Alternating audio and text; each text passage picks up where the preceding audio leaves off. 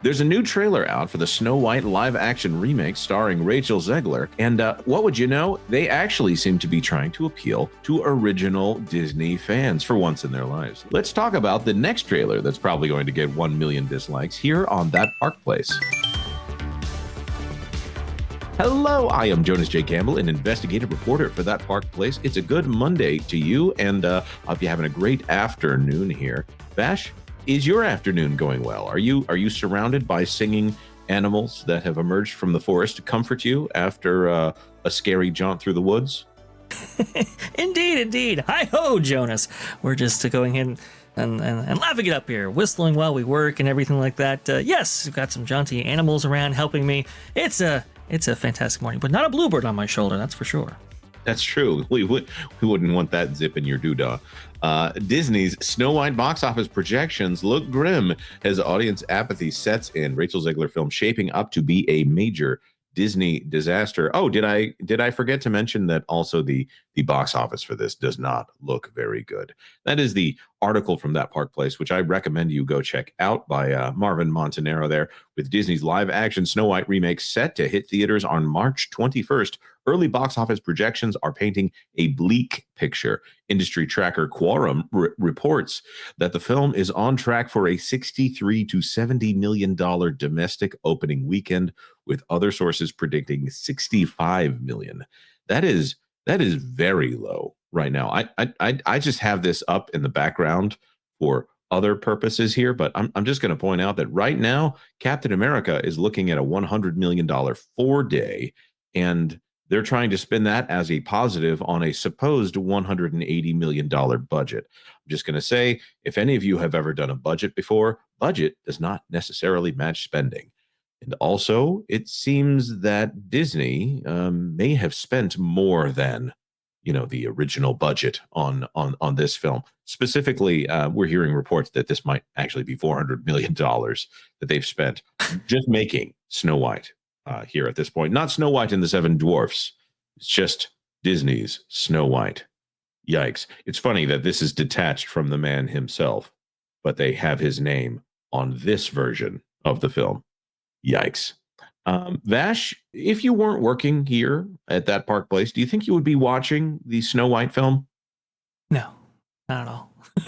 There's not a chance.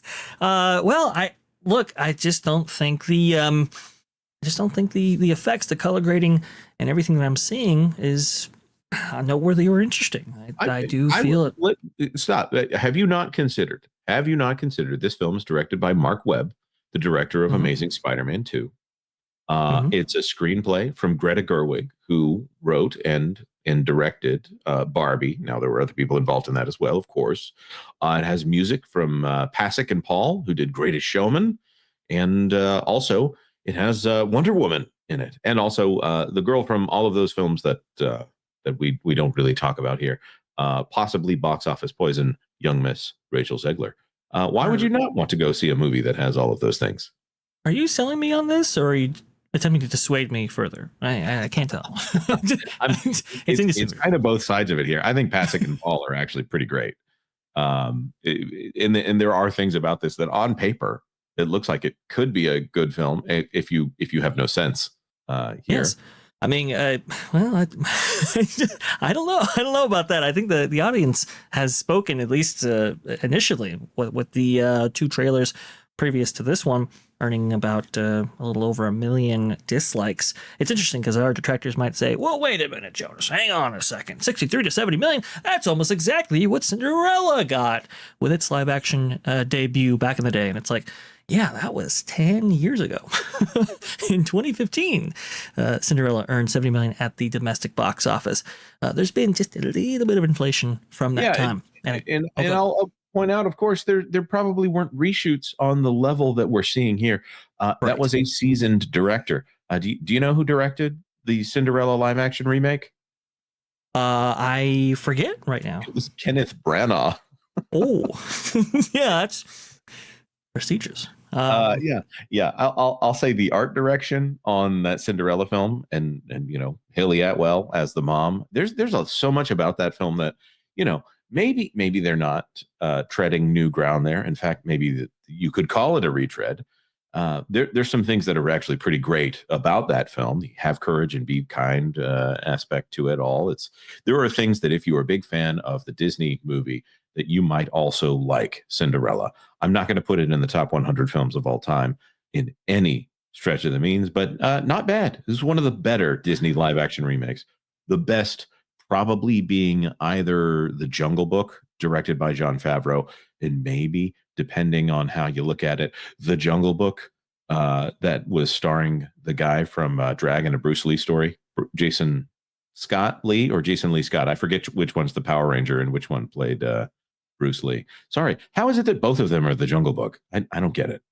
I think that's a good transition here, Jonas, to Disney looking to capitalize on nostalgia for this specific work. As you mentioned before, we've got the trailer right here. Now, I have it very much slowed down. I have it about 0.25 speed in order to see what they feature here at the very start of this latest trailer.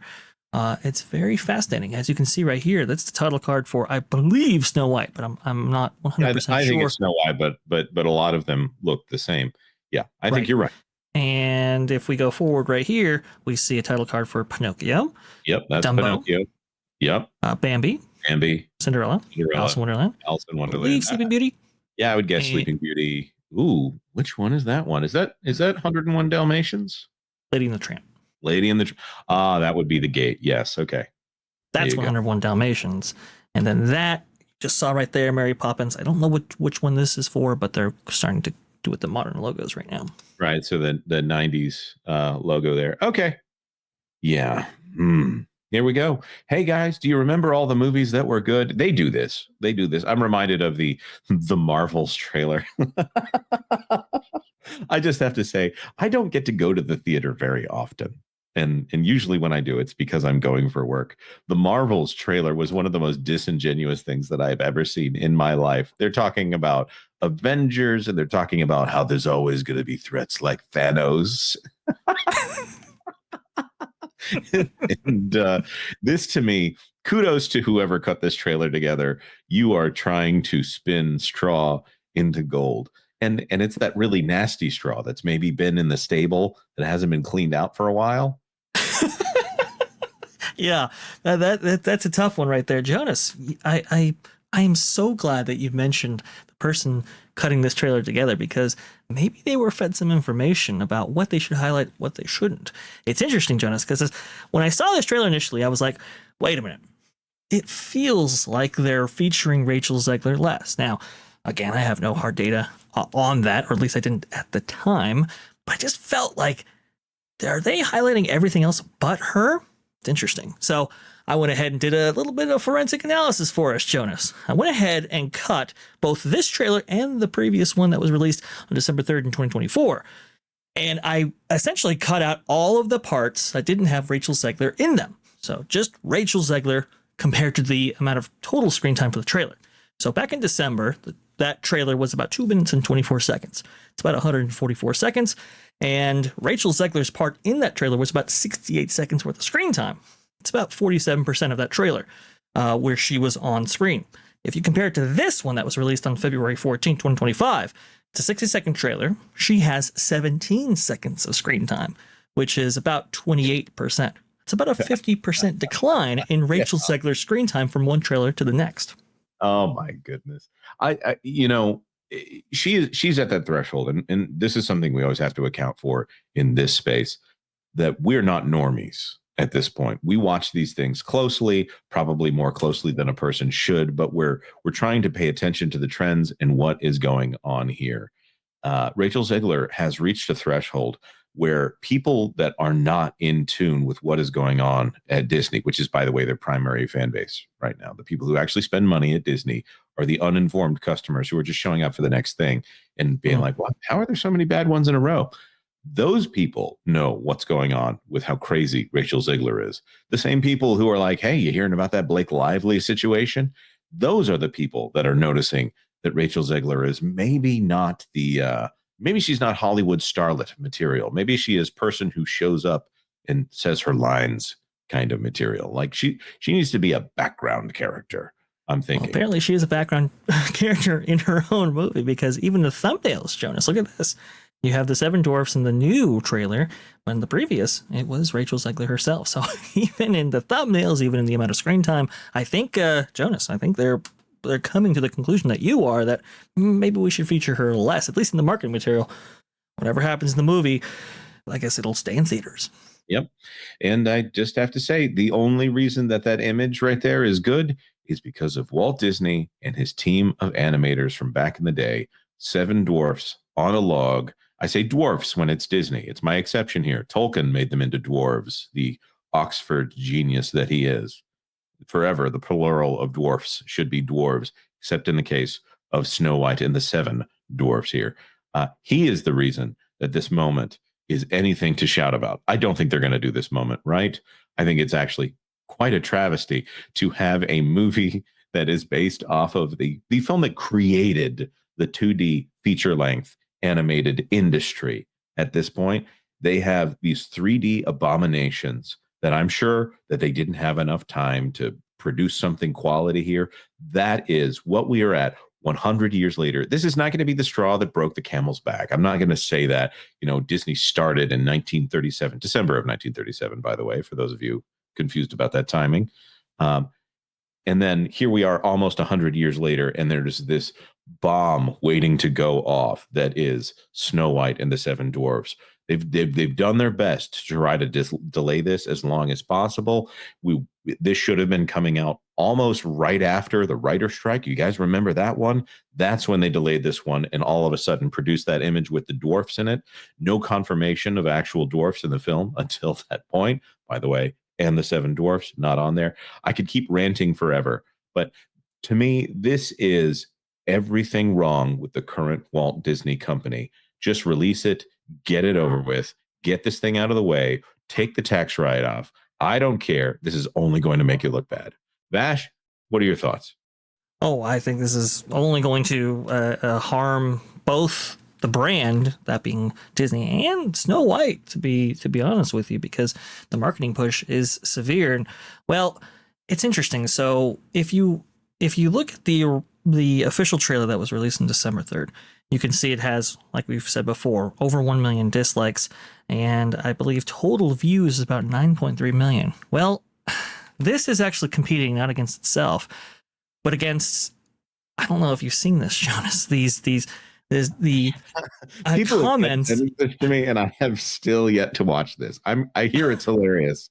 It is super funny, but these are what you're seeing right now, folks, is are the comments from the trailers turned into a song via AI. It's actually pretty catchy.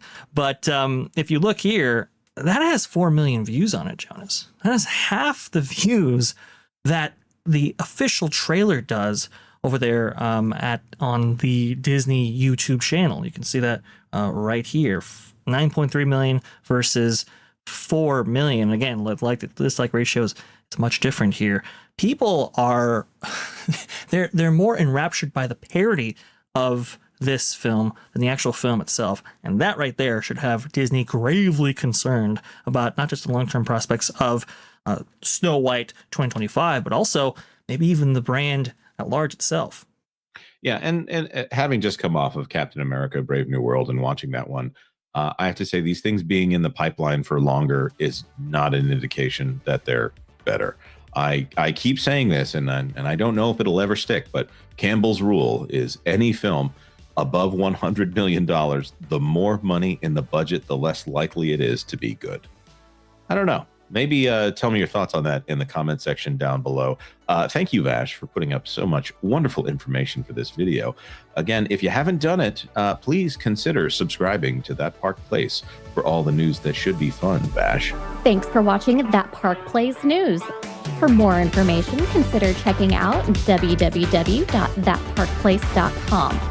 And don't forget to subscribe, share, like, and send this out on your favorite social media account.